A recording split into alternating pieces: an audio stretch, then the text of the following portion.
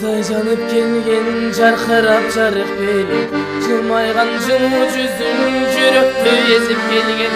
Жалында оттой жанып жылуулук берген эле.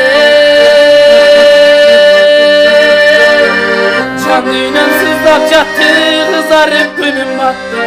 Жаш жүрөк жараланып, сезилбей таңдар атты.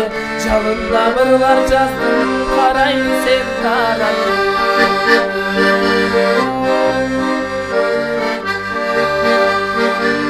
Sezdirme men içimden suyum dep kaytaladım.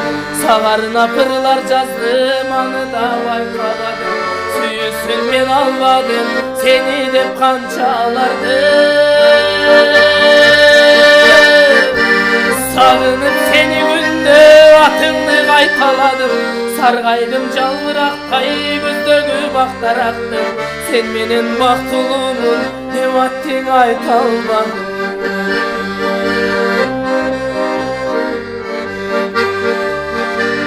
Жүрөктү жарып өттү, жаңганы шаны өчтү. Жаштанып көздөрүмдөн жалдырайм карайм көктү. Жаралап ырмап барам, жаралап жан дүйнөмдү. Жылмайып бакыт кушу учактан бет кармады.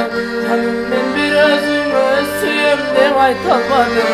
Аттың ай мен өзүңө сүйөм деп айта албадым. Аттың ай айта албадым.